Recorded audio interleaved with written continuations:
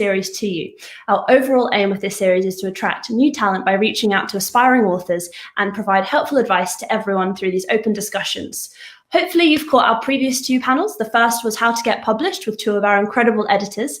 And the second panel was a discussion between three of our sales experts about how they get their books on the shelves. Don't worry if you missed them, you can catch up in our playlist, which is also on our Facebook videos. Tonight, though, I'll be part of the panel myself, and I'm going to be joined by Saba Khan, Head of Publicity for Avon and One More Chapter. We will present some top tips on marketing and publicity for aspiring authors, followed by a general Q&A session at the end. So please do comment away with your questions as we go and tag anyone right now that you think will be interested in this panel so we can reach and help as many people as possible through this discussion. But now, please help me in welcoming Saba. Here we go. Hi, Saba. Hello, how's it going? Good, how are you? I'm good, thank you. Very good. Thank you for joining. Thank you for joining me on our third panel. I can't believe we're already at our third panel. I know, the other one's been so good. It's been great. And hello to everyone out there joining us. I can see lots of you tuning in. So please do say hi and tell us where you're coming from and what you hope to learn from this panel, and just start commenting your questions as well as we get started. To run through, basically, well, Saba and I will introduce ourselves, and then we're going to be followed by a presentation. So Saba, please can you introduce yourself? Tell me a bit about you. Sure. Hi, everyone. Thank you so much for joining.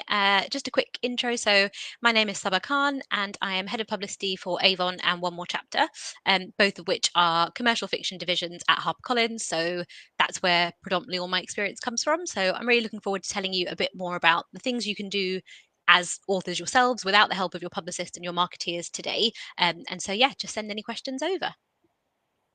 Brilliant, thank you. And I guess I'll introduce myself again. I'm Mel, Melanie Price. I am the Digital Marketing Manager for One More Chapter. If you've been tuning in to any of our Facebook Lives the past 6 months, then I've been on the page a lot. If this is your first time joining us, thank you so much. I'm very excited. And yeah, as Saba said, we're really looking forward to sharing top tips for aspiring authors in particular.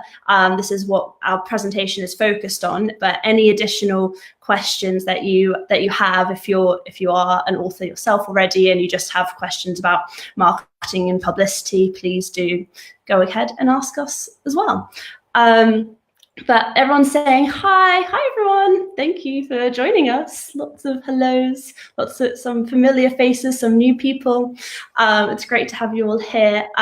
So before we get started, we thought, as a few people still joining in, we would have a quick icebreaker, an icebreaker question. So obviously in England we're in lockdown again. And so my question for tonight to Saba and also myself, and also to all of you, if you could please share, is what are 2 books that are on your TBR pile this November? Saba, take it away. It's an excellent question. As you can see, I'm not exactly lacking in books to read, but definitely 2 that are on my TBR pile. One is Think Like a Monk by Jay Shetty. I got my copy in the post over the weekend, and I'm really looking forward to it because I hope that being Zen-like and thinking like a monk will help me through lockdown too. Yeah, I think so. Yeah, you have to let us know. I'll send some tips as and when they come through. And the second one that I'm really looking forward to is one that I am very lucky to have got an early copy of. It's called Good Intentions by Qasim Ali, and we're publishing him in Fourth Estate in 2022. So it's quite a long lead time, but I'm really excited. I've heard incredible things about it, so I'm really looking forward to that one. What about you, Mel? That's amazing. So on my TBR list, one of them hasn't come out yet, but it's about to, and I'm feeling inspired after the turn of events on the weekend, and that's A Promised Land by Barack Obama. I'm a massive audiobook fan, so I will be listening to Barack's dulcet tones once it drops, which I'm excited about. And my fiction book on my TBR list is The Vanishing Half by Britt Bennett, which I haven't had a chance to read yet. But good. Yeah, I believe that you have. I have read it. It's fantastic. Yeah. Amazing. Yeah. Excellent So choice. they're my picks. Some people say, Judith says, all adults here in Big Summer. So it sounds good. I think you were saying who they're by. Yeah. So at least that's one thing we can do in lockdown: read books, and also we'll come together like this, which is great. Exactly. So I guess now we'll get started on our presentation side of things, and then please do ask us questions as we go, and then we'll answer them at the end. How we've kind of decided to split this up is that I'm going to talk through some marketing top tips, and then Saba's going to talk through some publicity top tips, basically. So for now, I'm going to switch to the presentation, and then I'll disappear Saba for now as I start launching into the marketing side of things. So bye to Saba for now. Great. So I'm just going to share in my presentation and switch around. So marketing for aspiring authors. Obviously, there's so many things out there, and I'm sure it can be very, very overwhelming. So where do you start? What's the most important thing to sort of think about? Ultimately, social media, unsurprising, I'm sure. And that you need to think about that the internet is the first place that most people look to find out information about an author or a book. So having a presence online is ultimately extremely important. And this can be through many formats, but it's so important to have yourself especially set up on social media. Key platforms being Facebook, Twitter, and Instagram for the book and reading community. For us, we find that Facebook and Instagram is the best place to grow for speaking directly to fans, whereas Twitter is the brilliant place to be for the amazing book community and connecting with lots of bloggers, bookstagrammers directly there, but I'll get to that in a bit. The first thing to think about for social media, and especially on Facebook and Instagram, is care. As you can see here, I've got a fun little, it's an anagram, isn't it? Please confirm, to help us easily remember. So first of all, you need to think consistent with your social media. So it's really important that if you're setting up social media accounts, Facebook, especially Facebook and Instagram, to post consistently to keep your audience engaged year round.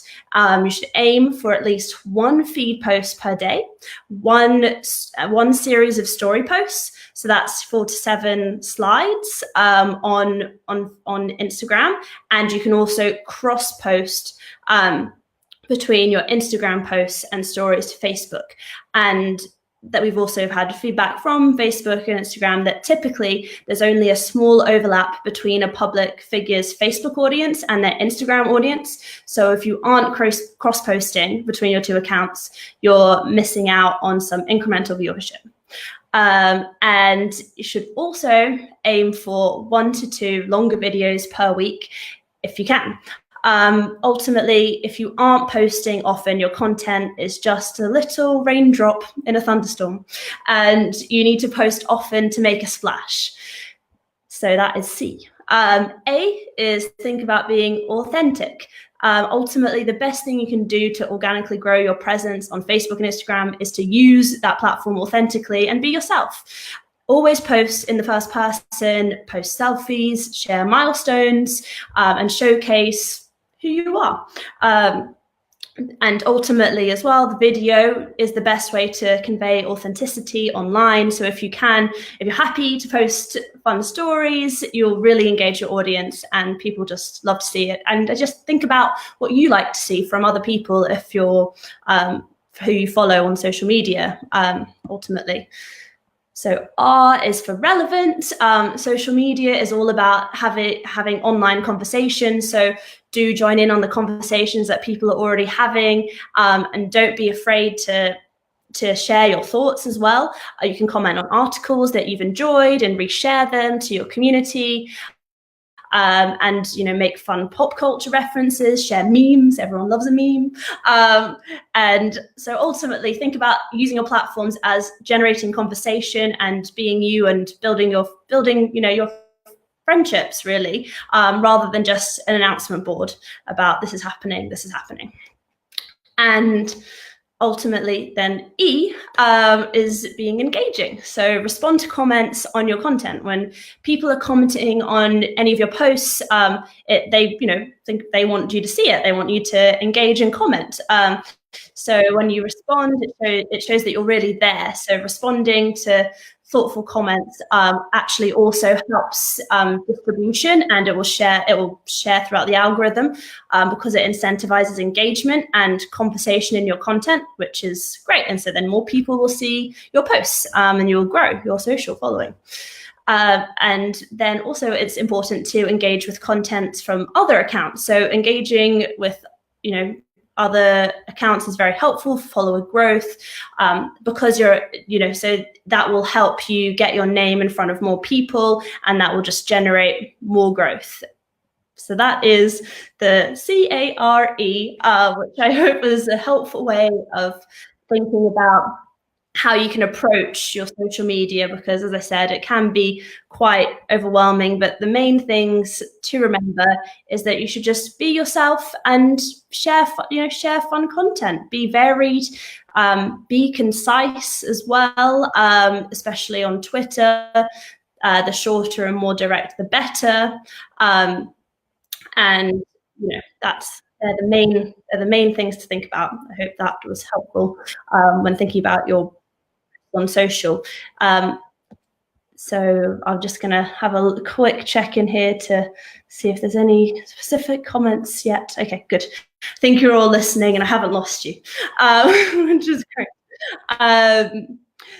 So the other thing to then move on to is creating assets. So how you might have set up your profiles, great, but how do you create additional assets? How do you showcase what you've got going on? Obviously, as I said, the best way is to, if you're building from scratch, share content about you, who you are. That's wonderful to see. But also for creating promotional assets, they can also be really fun and easy to make. And there are brilliant platforms like Canva, which made it simpler than ever. It's also worth noting that pictures, especially Instagram style ones, which by that I mean more, photographic, think, a very nice, you love lovely little, some flowers, some nice coffee vase, lots of books. People love that. So always better to do basically those kinds of graphics. So get your camera out and don't be afraid to just start experimenting. There are so many amazing other kinds of, like filters that you can access through your app store. So there's just a plethora of possibilities ultimately when it comes to creating assets. The other thing to think about as an aspiring author is building relationships. As I was saying earlier when I was running through our CARE social media template, is that it's really important to engage with other people, and ultimately by talking to other people on social and becoming friends with them and supporting other people as well, then you will build a relationship and you'll also build your own following. The other thing to think about is bloggers and bookstagrammers. They are amazing. They play such a vital role in our publishing process, and they really are amazing in encouraging a sense of community. So they're ultimately book lovers as well. I'm sure they would love to hear from you, so don't be afraid to reach out and talk books with them. Just ultimately make friends, and that's what social media can do. As I'm sure a lot of you have experienced, you can become friends with them, and then one day, if you then hopefully you'll become published, then you have those relationships already, and then you can build that further, and then you'll be able to review and feature your book. Similarly, if you are already a published author, then that's the best way possible. So yeah, and also another thing to think about is once you've built a relationship with a blogger, or they've read and enjoyed your book, you can offer to do interviews or write guest posts for their blog. You can contact bloggers yourself to take part in blog tours to encourage engagement with your book and the blogger community. Again, so many possibilities through building relationships. And finally, this last point was just to think about your profiles on other platforms once you are, once you are an author. If you're getting these things set up, the first thing that you should think about is your Amazon author page. You should really make sure that your author page on Amazon is as great as it possibly can be. The same with your BookBub profile. And they are two key things, but again, that is for if you are a published author. But the main things to think about for aspiring authors are developing your social media, getting better, growing your skill set at creating assets, and ultimately building relationships. As that's, there's such a lovely world, like the Bookstagram world and the blogger world and the author world. Everyone is so lovely in books, so everyone is very friendly, and you can really learn so much through connecting with people online. So they are my top marketing top tips for now. So I'm now going to disappear and bring Saba in for the publicity section, and then we will answer any and all questions. Great. So I'm going to disappear myself.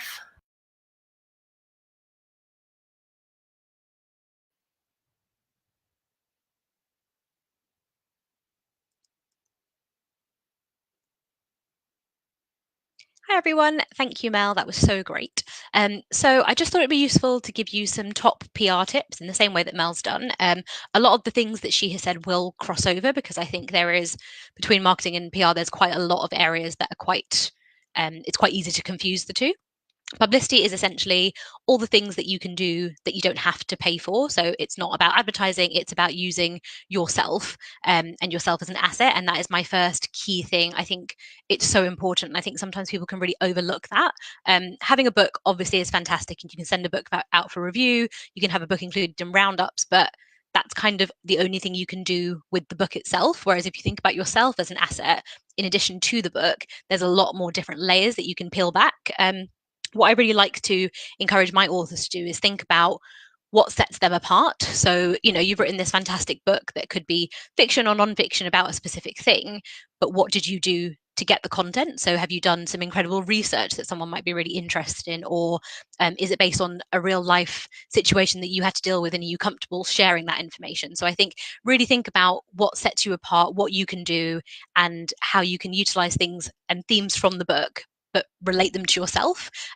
What I've really noticed is that readers really love learning who an author is. They don't just read the author's books because they like them. If they like what they're reading, they'll do some research, they'll visit an author's website, they'll read the blogs that they've posted, they'll listen to them, doing interviews and watch them on TV. And that's because you really want to get to know the author, what motivates them, and that's how you need to think about yourself, how a reader perceives you. So just really think about that. I think if you separate yourself from the book, you then have two different things that you can push. So you can push the book and you can push yourself, and it's fantastic because it means you're getting double the exposure. One thing that is really important is thinking about your key messages. So anytime you hear anyone excuse me, doing an interview, it's likely that they will have three key messages that they keep coming back to constantly. So those for aspiring authors should be the name and title of the book, a quick elevator pitch of what the book is, and where the book's available. And if you do any interviews, whether that's on local radio, if you're writing a blog, if you're doing anything like that, even on your social media, if you just mention those three things, your job is done, because you've essentially conveyed the messages that you want the reader to take away. If they don't remember anything else from that interview that you did, they will remember those three key messages if you just keep hammering them home. So I think that's something that's really, really important. Another thing that you can do when thinking about utilizing yourself is you can write your own press release.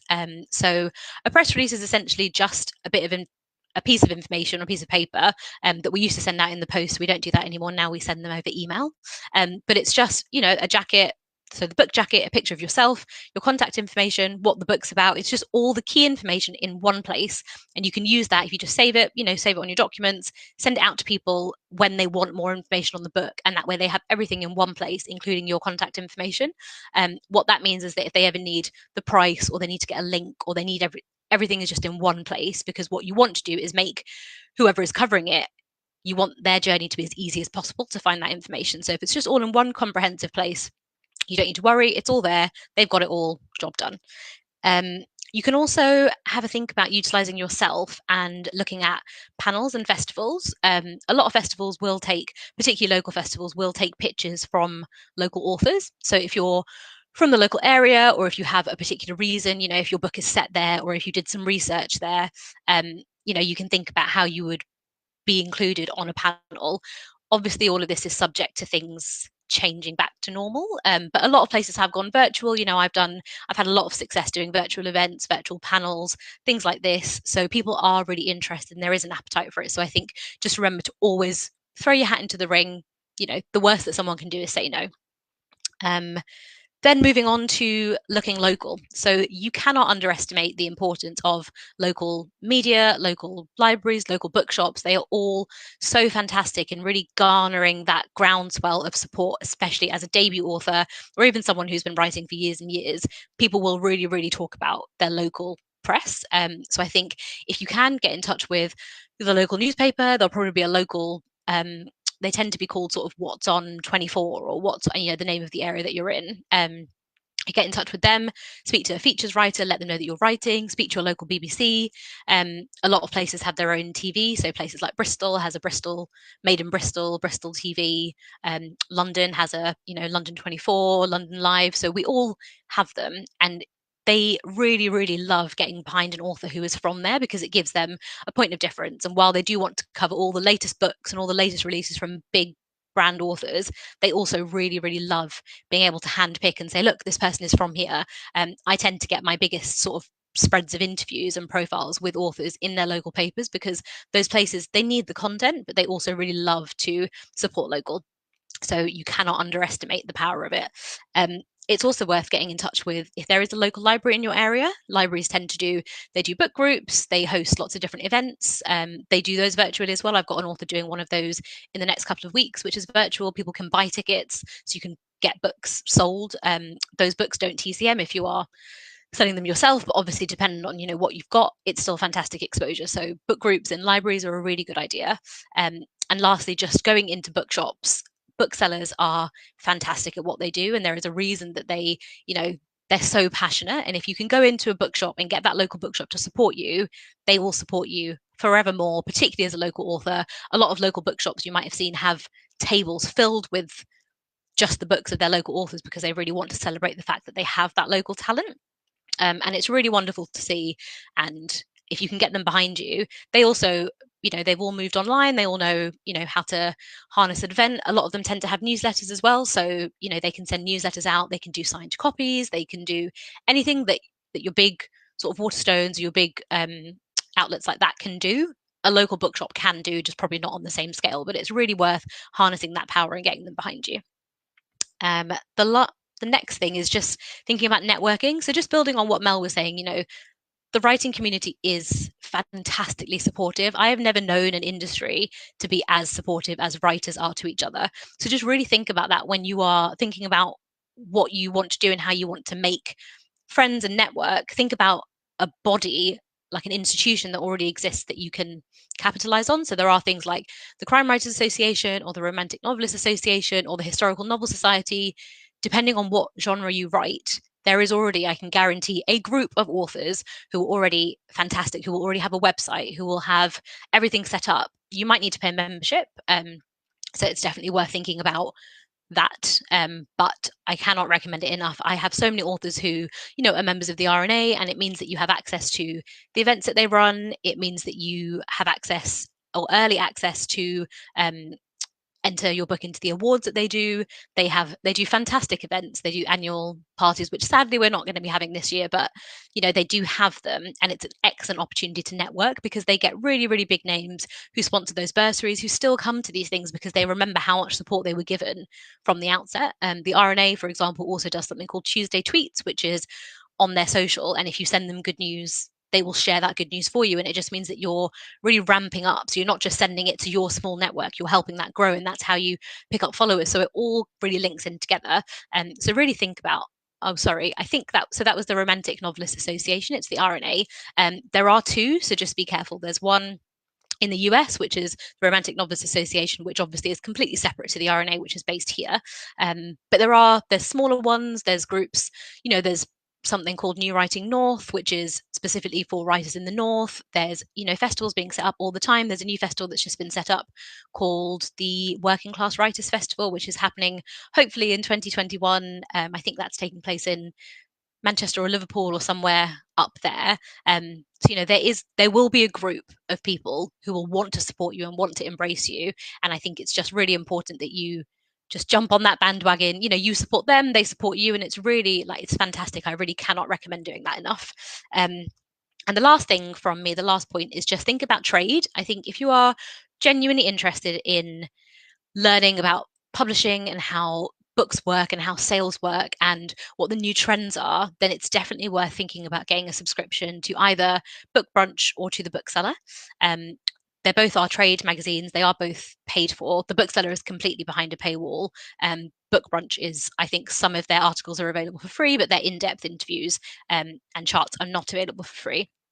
It's just a really, really good way of seeing what publishers are looking for, what trends are coming. Is there a focus on, particularly this year, there's been a lot of focus on obviously diversity in publishing, and that's to do with, socioeconomic mobility. It's to do with voices of color. But knowing that those trends and those themes, if you're thinking ahead to, if you've written a book and you're thinking about your next book and you want to know what's selling, what people are into, what the different genres, we're seeing a lot of medical literature come through at the moment, medical fiction, because everyone is so interested in how that field works and how they can move it over into fiction. So if you just want to get a bit more insight and obviously learn more about how publishing works, and also get a bit of an insight into things like what agents are looking for, what's happening with all the book fairs, they've all been moved, they've all been shifted online. What does that mean for me as an author? How does audio work? I really think the Bookseller in particular can offer some fantastic insight into that.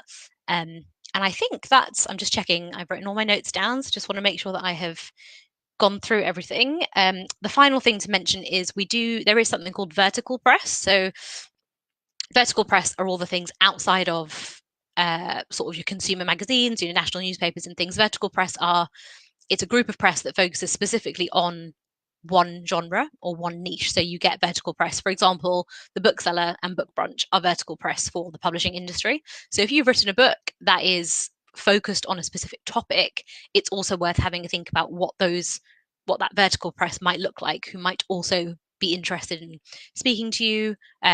Would they be interested in, if you did research on something, or the book is influenced by your real life, would they be interested in a piece about what that looks like? Because it's just about really growing that following you've got and thinking about, okay, I can't capture everyone all at the same time, but here I have an already engaged audience that are interested in, I don't know, medicine, let's say. They're already captured and they're already interested. So how can I excite them about it? And it's just about really growing your audience really slowly, making sure that they're constantly engaged, and just kind of building your brand and building your profile. So I think that's all the tips from me, Mel. Amazing. Thank you so much, Saba. That was so interesting. Well, I think that hopefully you all enjoyed our top tips. Really cool.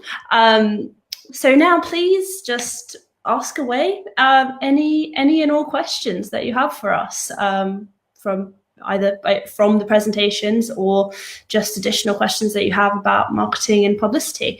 I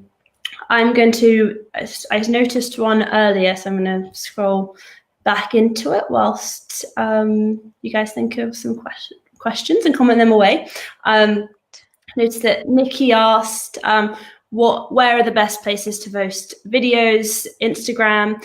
Instagram or Facebook. As I was saying earlier, you really you should think about them as separate audiences, because they are, and so you should cross post on both platforms. Facebook, as you can see, that's what we're doing right now. Facebook love videos, they love video content, they will love lives like what we're doing now. That's really great for the for Facebook's algorithm, really helps you build up your reach and views. And also Instagram likewise, when you go to the search tabs, if you're using hashtags, then your content will come up there as well. And then to hit this other question from Judith, she said, is there a special ratio to hit between authentic and relevant content and see my book? And I think, yeah, like, just what do you think, Saba? Do you ever? Yeah, I mean, it's really difficult. Obviously, I know that a lot of authors really struggle with finding that balance of how much can I sell people and how much can I, how much do they want to know just about my life or about my pets and things like that. And it is quite hard to strike a balance. I would say, as long as you're not spamming people so that every time they look at your profile, all they see is buy my book, because people know that they're being sold to, but they don't like knowing that they're being sold to. So I think as long as you think about it quite strategically, I think it can be tricky. Mel, I guess you would probably know more about this, but when it comes to algorithms and kind of what you see on a page versus what you're actually posting, I suppose that's quite difficult to manage. But yeah, I think there is, don't overdo it. Yeah, ultimately, it's exactly what Sab was saying. It's just, don't overdo it. It's about what feels natural. Also think about what you would like to see yourself. If you were following someone, like, how much would you want to see of selling something?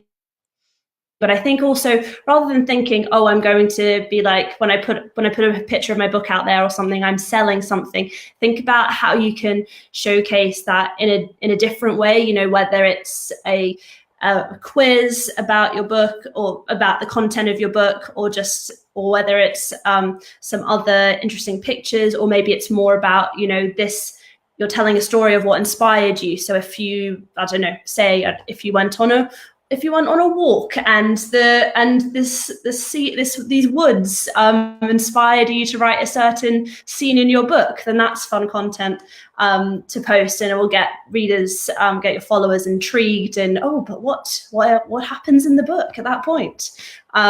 So yeah, I think it's just about a balance, but you can make your authentic and relevant content still about your book, if that makes sense. It's just about thinking fun and creatively, basically. It's lots of fun. We enjoy it, don't we, Saba? Oh, we love it. So this is a good question from Brody, who asks, do we need to worry about oversharing online in terms of plagiarism? So from a publicity point of view, I think it's probably unlikely that you'd be sharing things online in terms of the actual content of your book. So obviously that's what you don't want. You don't want to be putting loads and loads of extracts up online so people can then just take the content. They don't have to pay for it. And I think oversharing is a really interesting topic. I'm always very honest with my authors. I think if you are comfortable sharing certain information about yourself, whether that's something real life about your family or even the fact that you have a family, that's great. If you're not, no one should ever be pushing you to talk about things that you are not comfortable talking about. And I think sometimes people get quite scared that, I think particularly authors are real introverts. You spend all that time and all that energy by yourself writing a book on your own. And it's really scary to then be like, okay, well, now I need to be out in the world and I need to be this really big, loud voice. You don't have to do that. So there is never going to be an obligation on you to have a profile, to do this, to do that. These are just, if you want to really make a dent in the market and really make people sit up and take notice of you, you are going to have to do things that make you feel uncomfortable. But you can still do that within reason. So as Mel said, you can make all the content you share. It doesn't have to be about you. It can be about the book. I think personally, readers do really enjoy learning about authors as people as well as the books. But there's still a really fine line, and you don't have to share everything. I have a lot of authors who will tell me things, but that information is never made public. It's just more for my personal knowledge, but that would never be something that I would use against them or say, oh, well, you need to share that because otherwise this, X, Y, Z. It's all about managing it yourself and really thinking carefully about who you are and what your public profile should be. Mm-hmm. Yeah, I think it's really important. That's a really important point. Thinking about public profile. Obviously, it can be easy to always think about, oh, it's fun to just share, but you really should, when you're building your profiles up, think about how you want to be perceived online, and also maybe think about what kind of, if you're also specifically looking at your social media as a way for your author profile, then thinking about what's the type of book that you're writing as well, and what sort of, perhaps you obviously want to be authentic, but what sort of persona might be appealing to your fans, your future fans, and you're all authors, you've got amazing imagination, so I'm sure that's an easy one. But to pull up, I saw that Brody had sort of added a bit more to that question and had said, should we use our real names on Instagram or a bookish name? And I think that's, again, kind of to what your point was, you were saying, Saba. It's, again, about what you feel comfortable sharing, ultimately. Absolutely, yeah. And I guess I would just say, whether you should use a real name or a bookish name, think about, like, do you have a different, if you're already an author, do you have a different author name that should be the same as that? If you're using your social media to build your author profile, if you are an aspiring author and you're now thinking about, you've been writing your book and you're thinking about setting up social media profiles, then it should be the same as the name that you're pitching your book out to publishers with. Yeah, just to add to that as well, I think sometimes, we know that authors aren't authors full-time. So if you have a full-time job and you're writing on the side, just be very careful about, if you work in the kind of job where you don't want people knowing who you are. If for example, you're working as a lawyer and you're writing books based on the legal system, you're probably going to want an author name that's different so that the things aren't related. So while you can say that a lot of it comes from, you don't want to get in trouble at work either. So let's just think about the balance. Exactly. So Sharon has asked us, how soon do you start promoting a book? Hi, Sharon. So I think it really varies. I think so.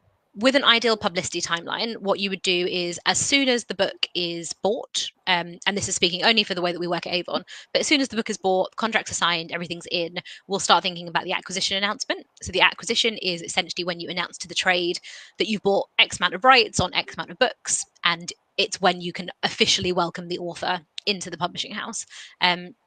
Ideally, though, a campaign timeline for publicity is about 6 months out. So the way that we work, the longest lead time that I work to is with long lead magazines. So those are kind of your glossy mags that you see, like Good Housekeeping, Woman at Home, Prima, and they work to a 6-month lead time. So what that means is that currently, so we're in November, so they're planning May issues. I still have to work it out on my hands like a child, but they're currently planning May issues. So if I want a book that's going to be reviewed and I want it to be landed in there for that May issue, I need to send it to them now. So a lot of that really depends on, the editorial timeline and what that looks like. Is the manuscript in a place that's good enough to get there? If not, then we don't worry about the long lead magazines as much. We can send them PDFs, we can send them things later. And then everything kind of rolls from that. So I'll tend to have a publicity chat with an author about 6 months out, just to talk about what publicity looks like, what kind of expectations we have. It also really varies. Like someone like Sharon, for example, I know you're publishing in different formats in different places. So, if you're publishing in Ireland in a trade paperback format, that timeline is very different to a paperback format and that publishing timeline here in the UK. So it really depends, which is a really unhelpful answer. I know, I'm very sorry. No, that's the truth, though, isn't it? Obviously marketing and publicity work very closely together. It does really depend. At One More Chapter, we turn around books very quickly. We've got a major digital focus. So the benefit, obviously, of having a digital focus is that you can be swifter than when you're creating physical books that obviously do take a longer amount of time. And because of the access that we have to everyone online so quickly and easily, then it can be a shorter lead time. Like Saba, ideally, I like to have about 6 months of a run-up, but if needs be, then it can be shorter. But I think to go to actually to refer back to Saba, the book that you've received a proof of for 2022, then that's also a very different promotion, marketing and publicity model to Avon and One More Chapter. Should we have a brief chat about that, maybe? Yeah, I think that's probably a good idea. Yeah. Basically, well, maybe Saba, do you want to explain why the reason for so much earlier than our books? Yeah, so essentially, I think again, the nature of publishing and where you publish really, it varies so much. I've only ever worked in-house at Avon, so I could only really tell you clearly what the Avon model is. We do try and work as far ahead as we can, because if you can get a manuscript and you can make proofs and you can send it out to fellow authors and journalists for review, it really helps to create that buzz. Sometimes though, because you're thinking about scheduling, which is, just sort of, we have to think about publishing books on a relevant chart date, and the chart date is where the way that we do it at Avon is where the chart dates change every 2 weeks, and that's when the new books go into the supermarket, essentially. So when we plan out our entire schedule for the whole year, we will only publish on those chart dates, which means that although you have 52 weeks in the year, you're only publishing books on 26 of them. And when you're thinking about how many books you're publishing on that day, if you've already got a book there, you'd probably only want to publish 2, maybe 3 books on that same chart date, because they'll all be competing for space. So then if you're thinking about what your space actually looks like on your list of what you're publishing, you're already into 2021, into 2022, just trying to find room for where that book is going to have its best opportunity. Because I think a lot of the time, if you're doing something digitally focused, which One More Chapter do fantastically well, and Avon also do, that's great. That's where all your drive is. But if your focus is to get those paperback or those hardback sales, you have to be realistic about when you can actually publish the book. If you don't physically have room on your schedule until 2022, trying to promote that book now doesn't really make much sense. So everything kind of has to wait, and it gets quite delayed. So it just depends on the publishing model of the division that you're publishing, and also the type of fiction. Like literary fiction, from what I understand, although having not worked on it, works on a very long lead time because of the nature of the things that they're writing. Whereas I think because we're doing much more commercial, light-hearted, lovely fiction, it's just quite different. So I think hopefully that has helped. Yeah, exactly. I think you summed it all up right there, which is great. Thank you. So we've got a question from Julie. She says, "Hi, ladies. What are the main mistakes you think authors make when they're trying to market / PR their book?" Oh, that's a great question, Julie. Do you want to go first, Mel? Sure. Yeah, I've spent a bit more time thinking. No. When I glanced at here, and I thought that the first thing that came to my mind was actually that I think that authors, especially, they can be too hard on themselves ultimately, and I think that you should just, like with anything in life, just not be too hard on yourselves and not be too worried about what you're doing as well to market and PR your book. Ultimately, you should just, as we've been talking about, you should just do whatever feels comfortable for you and what feels fun, because your job at the end of the day is to write the books, and that's absolutely incredible and amazing. And we want you to enjoy marketing and marketing and publicizing yourself in a way that's enjoyable to you, and so you can connect with fans and people all over the world. But it's not worth it if it starts, that's it. And I think then therefore it's a mistake if it starts to feel like, if you feel really stressed or unhappy about it, because that's also not really going to create great content, is it either? So I think that's the main learning, I'd say, to not be so hard on yourselves. Yeah, great. What about you, Trevor? I think just a couple of things from me. So I think one thing is particularly either debuts or authors who are self-publishing, I think just think really carefully about who your comps are in the market. And I think it's quite easy to sometimes sort of look at publishing and all the books and just say, oh, well, I think I'm writing like this person, and just sort of use their name and therefore try and capture that audience. But it might not be right. It's something that I still really struggle with as well. I read a lot, obviously I have to for work, but sometimes we'll get a submission in and I'll be like, oh, well, I think this book is like this, and then an editor will point out that actually it's not because of this and this. So maybe it might be worth reading around the genre that you're trying to publish in, and also working out what genre you are publishing in, because I think genres are very clear to us who work in publishing, but much less so to readers and to writers, because when you don't know what genre you're writing in, you don't know how to pitch the book, because of course you don't, because you don't, why would you know? It's so intrinsic to us now to think about a book as commercial fiction or crime fiction or cozy crime or whatever that might be, but those things don't come naturally because they're not shared in the public sphere. So I think really think about that. And the second thing is, don't compare yourselves to other authors, because comparison is the thief of joy, and it is awful. And you can look at another author who is, I tell myself that all the time because I do it. I'll look at another publicist and the great work that they're doing and say, oh, well, they got this, this, and this, and why isn't my book doing as well? But it's just, we're all on the same team, we're all trying to do the same job. And I think, just don't compare, just stay in your lane, keep going. You're published or you're writing, you're already doing more than most people ever do in their lives. So just remember that and feel positive about it. Absolutely. Great answer. So we've got our next question is from Erica, and she asks, are there some well-known bookstagrammers authors should follow, or should it be searched by genre? Yeah, you're not, Saba, do you want to answer? Yeah, I think I don't work as closely with bloggers anymore. The way that we do things over Avon has shifted slightly, so bookstagrammers are not really my area. There are a lot of fantastic, you can Google, but I would say, especially if you're thinking about writing in a certain area, definitely go by genre. Don't just go for sort of the biggest person who reviews all sorts of things. I'd be really focused about what you do, and yeah, just have a think about that. Yeah, exactly. And I just add, you can do a lot of research yourself, on Twitter and Instagram. You can search by hashtag.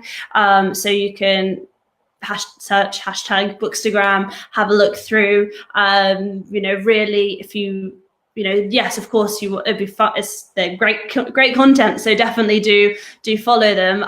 But if you're hoping to get in touch with or make relationships with bloggers, do look about what sort of genre they review in, and whether if you're going to be hopefully asking them to review your book, then, just make sure that they'll be interested in it as well.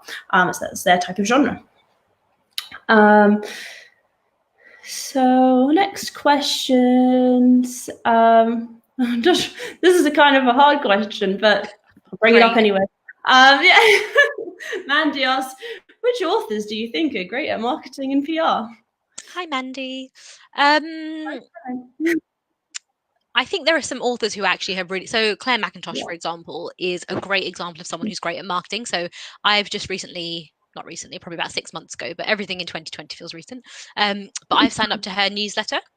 And her newsletter is great content because she personalizes it. And obviously I know that's it's a system, and she's not sitting there writing out the name of every person, but it still feels nice when you get a personalized email into your inbox. And she also does a book club. So she's really switched on. It's really interesting content, and she shares a lot about her life. So particularly during lockdown, she's talked a lot about where she is, if she's moving around the country, that kind of thing. And I really, really like that. I have to say, I think some of my authors are really great at publicity. Someone like Laura Jane Williams, for example, who she's just really nailed the balance between sharing just the right amount of information, but keeping things to herself as well. I think that's really important. And I think you can look at a lot of authors like that who aren't necessarily, global Sunday Times bestsellers, selling rights to Netflix, etc., etc. But just think really carefully about, every time she posts something, it's done with a lot of logic, and there's always a reason behind what she's posting and why she's sharing it and what she's trying to build up to, rather than just sort of posting with absolutely no strategy. Yeah, exactly. I think that's a really good point to think about, posting with strategy. When you're building, when you're starting off, definitely try and think about that. It might not be, you might never have done it before, but it is strategy in the sense of, thinking about, like I said earlier in my presentation, which post, maybe like at the beginning of the week, you could have a think about, what type of, feed post am I going to do in a day? When do I maybe want to share some stories? It will help you build. That was a sort of side note. in terms of this is, again, really tricky question, but there's so many amazing authors that are really good, that are doing an incredible job at marketing and PR. Lots of you are watching this right now, so I'm just saying well done, because I know that I saw earlier you having a discussion about all your newsletters, and yeah, you guys do an amazing job, so thank you. But an author that I really admire for their marketing and PR is LJ Ross. Like, she's amazing, self-published, has created a whole amazing empire really herself. And so I think that actually looking at someone like LJ and other self-published authors, you can learn a lot from what they're doing as well. Just to say that. Next question. Rebecca says, thank you for the great presentation. I have a question too. I'm not from an English-speaking country, but all my writings are in English. This means I can't rely on traditional publishing or promotion through any local media in my country. What is the best course of action for writers in my situation?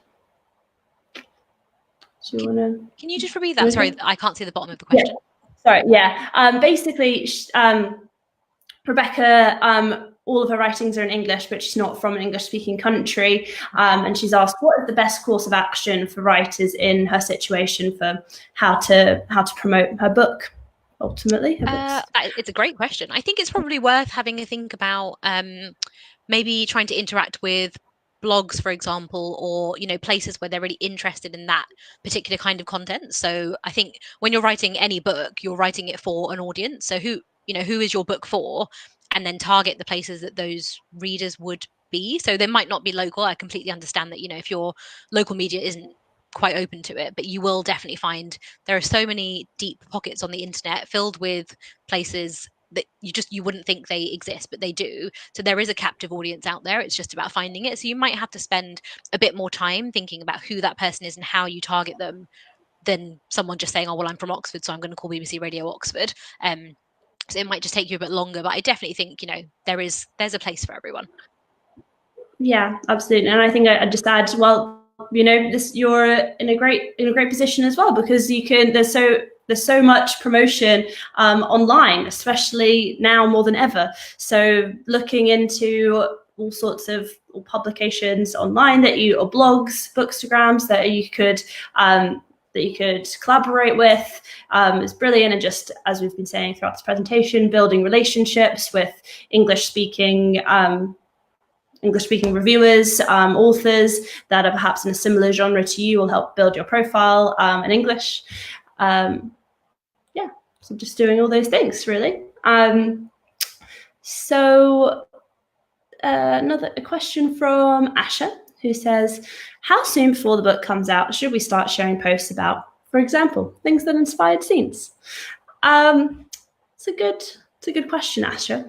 I think that as soon as probably the book's announced and launched, wouldn't you agree, Saba? Yeah, I think as long as you're not giving anything away, then it's fine. Because obviously you want to just be careful. If you're talking about a scene that comes right at the end that people have to really build up to, then obviously that's not something you'd ever really want to share. But yeah, I think the more interactive content, if you post something about, I saw this tree and this tree inspired this, and then someone else responds and they also saw a tree. It's about how you just get that engagement, isn't it? So it doesn't really matter when, particularly if you're just starting a conversation. Exactly. Let me see. There was a question earlier. Just sliding through them. Natalie has asked, are book trailers a good marketing tool? Yeah, I like, any fun video content that you can make is definitely welcome, and it's something that's interesting. It's portraying your book in a different light. So I'm saying yes. It's just sometimes they can be more difficult to make than other kinds of content, and so I think that for what you have access to, just think about what you can make yourself easily, ultimately. And anything else would you agree, Yeah. Saba? No, I completely agree. I just think, think about it when you're a consumer, when you're scrolling on Facebook or Instagram, you'll stop most likely over a video that looks really cool. So, that's what your readers are also going to do. But yeah, it's just about thinking about budgets and, can you make it yourself? Do you know how to? Do you need to employ an agency? Because obviously that all just increases costs and things like that. So you just need to be quite wise, I think, about how you spend that money. Mm-hmm. Exactly. Brody has come back and asked, how do we find, which is a really important question, how do we find a balance between life and our writer's life? Any tips on how to strategize managing our writing with promoting and marketing? Yes, that is the perennial question. And it's really hard, but I guess as we're saying, I would say from what we've been saying earlier, it's about whatever you feel comfortable with and what you feel and what's authentic as well. I think that, you don't want it to obviously necessarily get in the way of your writing, but people find the writing process super fascinating. So you could just literally share a few stories a day about how your progress is going, show your writer's corner, you've gone out on a walk, and showcase that you are doing both these things, because I think that's really inspiring for people to see as well, that you're you're doing these two, life and writing at the same time, which is a really, really hard thing to balance. Yeah. So I hope that helps, maybe. What do you think, Saba? Yeah, I completely agree. I mean, I have some authors who, when they're coming up to a deadline, they are just uncontactable. They turn their emails off, they turn their Twitter off, but they also share that they're going to do that. So they'll tell their community, right, I'm going into deadline mode. I've only got 2 weeks to do this. I'll see you on the other side. And even that is engaging content, even though it's not supposed to be, because obviously we don't want people to then message them. But just letting people know what you're doing. I think Mel's right. People find the writing process so fascinating, and it's so hard. The fact that you're all writing and doing other things it blows my mind. So I think, just the more you can share, that you're willing to share, even if it's just a case of saying, I'm switching off Twitter for 2 weeks, I'll be back. And then you can just talk to people when you come back. Exactly.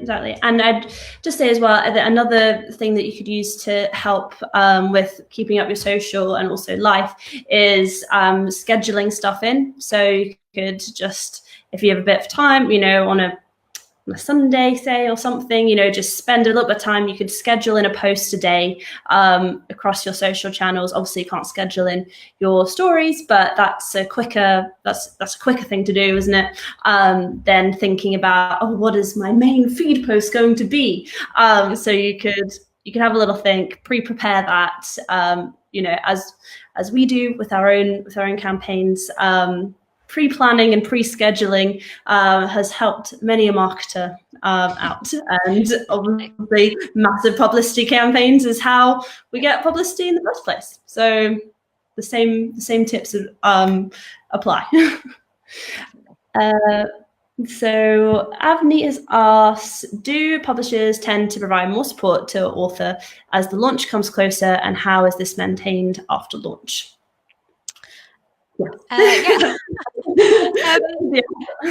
Again, I think it just really varies. I don't want to speak on behalf of any other publisher, because I would hate if they did that on my behalf. But I think the way that we work, particularly at Avon, is so we'll try and start 6 months out, and we will keep everything going. And I think what your aim is to do is to accumulate so much stuff that comes out around pub date that people cannot not notice the book. Because actually what you want to do is if I'm speaking to a magazine 6 months before, that's just to get it secured so that when the magazine comes out, there will then be a book for them to buy.